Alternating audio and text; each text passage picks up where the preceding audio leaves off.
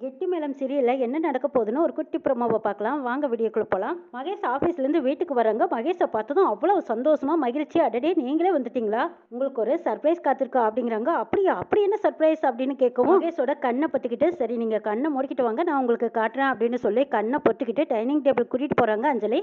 கண்ணை திறந்து காட்டுறாங்க. பார்த்தீங்களா, உங்களுக்காக நான் எவ்வளவு பார்த்து பார்த்து செஞ்சுருக்கேன், நீங்கள் சாப்பிட்டு பார்க்கணுங்கிறாங்க.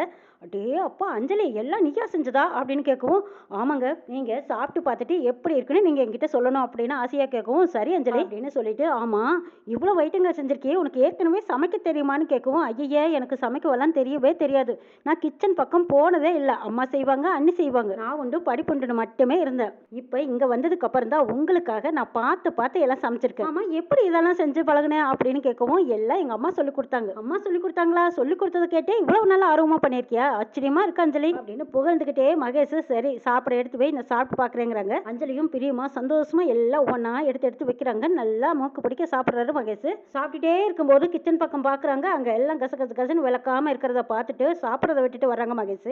அஞ்சலி எனக்கு எந்த பொருளையும் இந்த மாதிரி அழுக்க வச்சிருக்கிறது பிடிக்கவே பிடிக்காது அப்படின்னு சொல்லி கழுவி எடுத்துட்டு இருக்காங்க. ஐயோ என்னங்க நீங்க நாள் போற ஆபீஸ்ல எவ்வளவு வேலை பார்த்துட்டு வரீங்க, எவ்வளவு பெரிய ஆபீஸ்க்கு சியூ வேற, நீங்க போய் இந்த வேலையெல்லாம் செய்யலாமா, நான் இருக்கும்போது நானே செய்யறேன் விடுங்க, முதல்ல வந்து நீங்க சாப்பிடுங்கிறாங்க. இல்ல இல்ல எனக்கு இதெல்லாம் கிளீன் பண்ணா தான் பிடிக்கும் அஞ்சலிங்கிறாங்க. அப்படியா சரி நான் கிளீன் பண்றேன் அப்படின்னு சொல்லி அஞ்சலி கிளீன் பண்ணவும் மகேஷும் அதையே சேர்த்து கிளீன் பண்ணிட்டு இருக்காங்க. சரிங்க இப்போவாது சாப்பிடலாமா அப்படின்னு சாப்பிட உட்காடுறாங்க. மறுபடியும் மகேஷ் அஞ்சலி சாப்பிட்டு முடிக்கிறாங்க. இவ்வளவு ஐட்டங்கள் செஞ்சிருக்கிறதுக்காக நீங்க எங்க திட்டுவீங்களோன்னு நினைச்சேங்கிறாங்க. ஏன் அஞ்சலி, உனக்கு பிடிச்சது எல்லாம் நீ செய்யணும் தானே நான் சொன்னேன், நான் எதுக்கு உன்னை திட்டு போறேன், உங்களுக்காக நான் செஞ்சாலும் நான் கஷ்டப்படுறது உங்களுக்கு பிடிக்காது இல்லையா, அதனால நீங்க வந்து திட்டுவீங்கன்னு நான் நினைச்சேங்கிறாங்க. மனசுக்குள்ள நினைக்கிறாங்க கஷ்டப்படுறது பிடிக்காது, கஷ்டப்படுத்துறது பிடிக்கும்னு நினைச்சுக்கிறாங்க. சாப்பிட்டு முடிச்சதும் அஞ்சலியை பால் கொண்டு வர சொல்றாங்க. ரூமுக்கு போனதும் அஞ்சலியும் பால் எடுத்துட்டு போறாங்க. போகும்போதே போனையும் கையில எடுத்துட்டு போறாங்க. ஆமா போன் எடுத்துட்டு வந்திருக்கியே, இப்ப யார்கிட்ட பேச போறேங்கிறாங்க.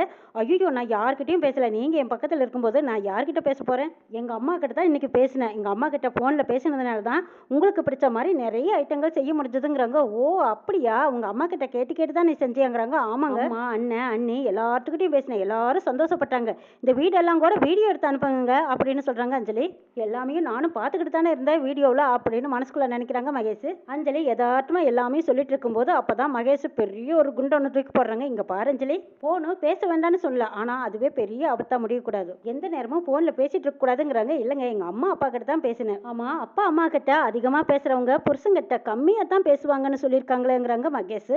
ஐயே அதான் இருங்க சொன்னது, யாரோ தப்பா எழுதி வச்சிருக்காங்க, நீங்களும் அதை படிச்சுட்டு புரிஞ்சுக்கிட்டீங்க. அப்பா அம்மா கிட்ட எந்த பொண்ணுங்க பசங்க பாசமா இருக்காங்களோ அதை விட அவங்க அவங்க புருஷங்கிட்டையும் பொண்டாட்டிக்கிட்டையும் பாசமா இருப்பாங்க. அதுதாங்க உண்மை. எனக்கு நீங்க தான் உயிர். என் ஃபேமிலியில இருக்கிறவங்க எல்லாத்தையும் பிடிக்கிற அளவுக்கு உங்களை எனக்கு ரொம்ப ரொம்ப பிடிக்கும். உலகத்துல எனக்கு பிடிச்சது எதுன்னு கேட்டா உங்களை மட்டும்தான், நீங்க தான் எனக்கு ரொம்ப ரொம்ப பிடிப்பீங்க. மேஃபார் ஈச்சதர்னு சொல்லுவாங்கல்ல, நம்ம ரெண்டு பேரும் தான் அப்படின்னு அஞ்சலி சொல்லவும் போய் சிரிப்பு சிரிக்கிறாங்க மகேஷ். ஆமா இன்னைக்கு நீ பண்ணியிருந்த சமையல் பூரா ரொம்ப ரொம்ப சூப்பரா இருந்துச்சு தெரியுமா, அம்மா கிட்ட போன்ல கேட்டு கேட்டு உங்களுக்காக சமைச்சேங்கிறாங்க. அடே அப்பா எனக்காக நீ ரொம்ப கஷ்டப்பட்டிருக்கேன் அஞ்சலி, உங்க சந்தோஷத்துக்காக நான் என்ன வேணாலும் செய்வாங்க, இதெல்லாம் ஒரு கஷ்டமா, உங்களுக்காக இப்பவும் எப்பவும் என்ன வேணாலும் செய்ய காத்திருக்கேங்கிறாங்க அஞ்சலி. அஞ்சலி அப்போ என்னோட சந்தோஷம் உனக்கு எவ்வளவு முக்கியமோ அதை விட உன்னோட சந்தோஷம் எனக்கு ரொம்ப ரொம்ப முக்கியம். முக்கியமா ஒன்னு சொல்லட்டுமா, போன் பேசுறது ரொம்ப ஆபத்துன்னு டாக்டர் சொல்லுவாங்க, உடம்புக்கு நல்லது இல்லைன்னு டாக்டர் சொல்லியிருக்காங்க. உண்மையா பாசம் இருக்கிற நீ என் பேச்சை கேட்பேன்னு நினைக்கிறேன், இனிமே நீ போனை எடுக்கவே கூடாதுன்னு சொல்லிடுறாங்க.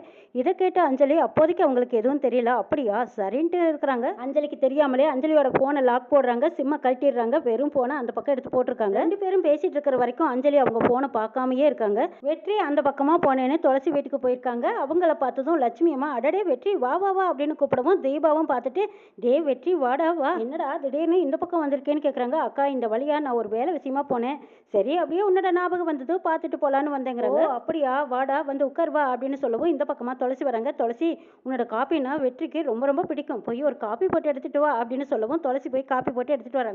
அந்த காப்பியில வெற்றிக்கு மட்டும் மிளகாத்தூள் அள்ளி கொட்டி தாராளமா கொண்டு வந்து கொடுக்குறாங்க. அங்க இருந்த எல்லாத்துக்குமே காப்பி தூள் போட்ட காப்பியும் வெற்றிக்கு மட்டும் மிளகாத்தூள் போட்ட காப்பியும் கொண்டு வந்து கொடுக்குறாங்க. எல்லாரும் ரசித்து குடிக்கிறாங்க. வெற்றி மட்டும் குடிச்சதும் ஓய்னு உமட்டுறாங்க. இதை பார்த்த பாட்டி பயந்துக்கிறாங்க. அப்பா தம்பி என்னாச்சு, பாட்டி ஒன்னும் இல்ல சூடு சூடா வாயில வச்சுட்டேங்கிறாங்க. ஐயோ அப்படியா, நான் என்னமோ ஏதோன்னு பயந்துட்டு போப்பாங்கிறாங்க. ஏப்பா காப்பி எப்படி இருக்கு, அன்னைக்கு நல்லா இருக்குன்னு சொன்னீங்கல்ல இன்னைக்கு நல்லா இருக்கா அப்படின்னு லட்சுமி அம்மா கேட்கவும், அக்கா காப்பி ரொம்ப ரொம்ப சூப்பரா இருக்கு, இந்த காப்பி போட்ட உங்க பொண்ணை கட்டிக்கிறவரு ரொம்ப கொடுத்து வச்சு வருங்கிறாங்க. அப்படி ஒரு நல்ல நேரம் தான் வரவே மாட்டேங்குதேப்பா, என்ன செய்யறதுன்னு லட்சுமி அம்மா சலிச்சுக்கிறாங்க. அக்கா இந்த காப்பியை மட்டும் குடிச்சாரு நிச்சயமா திரும்பி வரவே மாட்டாருக்காங்கிறாங்க.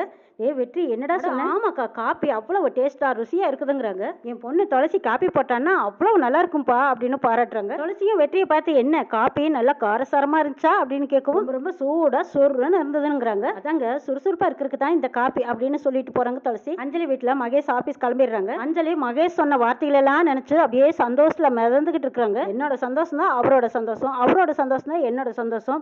அப்ப இந்த வீட்டுல நிறைய விஷயங்களை நான் சேஞ்ச் பண்ணணும், எனக்கு பிடிச்சதெல்லாம் அவரும் பார்த்து ரசிக்கணும். யோசிச்சு பார்த்த அஞ்சலி, நான் வந்ததுல இருந்து நீங்க எல்லாரும் இங்கே தானே இருக்கீங்க, இடமாத்தி இருக்கணும்னு சொல்லி பொருள்கள் எல்லாம் அங்கங்க சோக்கஸ் பொம்மைகள் எல்லாம் அங்கங்க மாற்றி வைக்கிறாங்க. ஆபீஸ் போனதும் சிசிடிவி கேமரா மூலமா அஞ்சலி என்ன பண்றான்னு பாக்குறது தான் வேலையே பார்த்துட்டு இருக்காங்க. அஞ்சலி அங்கிருந்த பொருள்கள் எல்லாம் மாற்றி வைக்கிறத பார்த்த மகேஷ் பொறுக்கவே முடியாம அவ்வளவு சீக்கிரமா வெகு வேகமா வீட்டுக்கு வந்து கதவை படார்னு திறக்கிறாங்க. என்னங்க இப்பதான் ஆபீஸ் போனீங்கன்னு கேட்கவும், ஆமா நான் பார்க்கணும் போல தோணுச்சு அதான் வந்தேங்கிறாங்க. ஆமாங்க உங்களுக்கு நிறைய சர்ப்ரைஸ் காத்திருக்கீங்க வாங்கல இங்க பாருங்க அப்படின்னு சொல்லி அஞ்சலி காட்டுறதுக்கு முன்னாடியே மகேஷ் அங்கங்க பொருள்களை மாற்றி வச்ச அந்த பொருள்கள் எல்லாம் பாக்குறாங்க. சரியான கோபத்தோட போய் ஒவ்வொன்றையும் பொட்டுக்கு வெட்டுக்குன்னு எடுத்து எது எங்கெங்க இருக்கணுமோ அங்கங்கதான் இருக்கணும், இப்படி மாற்றி வைக்கிறது எனக்கு பிடிக்காது. லவ் பண்ற பொருளா இருந்தாலும் சரி, அவங்க எப்படி இருந்தாங்களோ அதே மாதிரி கடைசி வரைக்கும் அப்படியே தான் இருக்கணும். அது நான் காதலிச்ச பொண்ணு நீயா இருந்தாலும் சரி, என் வீட்டு வேலைக்காரங்களா இருந்தாலும் சரி, என் வீட்டுல இருக்கிற பொருளா இருந்தாலும் வச்சது வச்ச இடத்துல இருக்கணும், நான் பார்த்தது பார்த்த மாதிரி இருக்கணும், எனக்கு பிடிச்ச மாதிரி எல்லாம் இருக்கணும்னு சொல்றாங்க. மகேஷ் பேசுனதெல்லாம் ஒவ்வொன்னா நினைச்சு பாக்குறாங்க. அஞ்சலி இது உன்னோட உலகம், எப்படி வேணாலும் இந்த வீட்டுல இருந்துக்கலாம், நீ என்ன வேணாலும் செஞ்சு சாப்பிடலாம், அதை பத்தி எதுவும் கேட்க மாட்டேன், நீ சுதந்திரமா இருக்கலாம்னு சொன்ன மகேஷ் இன்னைக்கு இவரோட கைப்பிடியில தான் இருக்கணும், இவர் நினைச்ச மாதிரி தான் இருக்கணும், ஒரு துளி மாறக்கூடாதுன்னு சொல்றாரு. என்ன இவரு அப்ப அப்படி பேசினாரு இப்ப இப்படி பேசுறாரு, என்னவா இருக்கும்னு யோசிக்கிறாங்க. அஞ்சலி என்ன அஞ்சலி அப்படி வித்தியாசமா பாக்குறேன், என்னாச்சு உனக்குன்னு மகேஷ் கேட்கவும், இல்லங்க இது என் வீடு என்னோட உலகம், உனக்கு பிடிச்ச மாதிரி இருன்னெல்லாம் சொன்னீங்க, இப்ப என்ன இப்படி பேசுறீங்களேன்னு கேட்கவும், ஆமா அஞ்சலி நான் என்ன நினைக்கிறேனோ அப்படித்தான் நீ இருக்கணும், நான் என்ன சொல்றேனோ அதைத்தான் நீ செய்யணும், இதுல எந்த மாற்றமும் இல்லைங்கிறாங்க. மகேஷ் கண்டிஷன் போட்டு அங்கிருந்து கிளம்பிடுறாங்க. அஞ்சலி மனசு தாங்கவே முடியல, கதறாங்க, அழுகுறாங்க. இப்பதான் தனிமையை உணர்றாங்க. அஞ்சலி அப்படியே ஓன்னு அழுகணும் போல இருக்கு. சரி அம்மா கிட்ட 2 வார்த்தை பேசலான்னு போய் போன் எடுத்து பாக்குறாங்க. போன்ல சிம்மும் இல்ல நம்பரும் இல்ல, போன் சுவிட்ச் ஆஃப் ஆயிருக்கு. அச்சோ சார்ஜ் இல்லையா அப்படின்னு சொல்லி சார்ஜ் தேடுறாங்க, எதுவும் இல்லங்க, என்ன இருக்கும் அப்படின்னு சொல்லி அங்கங்க போனை கழட்டி பாக்குறாங்க, அங்க சிம் கார்டு இல்ல. அப்பதான் மகேஷோட சுயரூபம் தெரியுது. யார்கிட்டயும் போன்ல பேசக்கூடாதுன்னு சொன்னதுக்கு காரணம் இதுதானா, அப்ப நான் என்ன செய்வேன், அம்மா அப்பா கிட்ட பேசணும்னா நான் என்ன பண்ணுவேன் அப்படின்னு யோசிக்கிறாங்க. சரி வெளியில போலான்னு சொல்லி வெளியில வந்து பார்த்தா கதவை லாக் பண்ணி பூட்டி இருக்காங்க. அஞ்சலி அங்க இங்க சுத்தியும் பத்தியும் பார்த்துட்டு இருக்காங்க. வெளியில போறதுக்கு எந்த பக்கமும் வழி தெரியல. அஞ்சலி அப்படியே பித்து பிடிச்ச மாதிரி அங்க ஒரு இடத்துல அப்படியே சோர்ந்து போய் உட்கார்ந்துருக்காங்க. மகேஷோட சைக்கோ ஆட்டம் ஆரம்பமாயிருச்சு. தெளிவா சந்தோஷமா மகிழ்ச்சியா இருந்த அஞ்சலிக்கு சிறக ஒடிச்சு போட்ட பட்டாம்பூச்சி மாதிரி அஞ்சலி துவண்டு போய் உட்கார்ந்துருக்காங்க. என்ன நடக்குதுன்னு நாளை பார்க்கலாம்.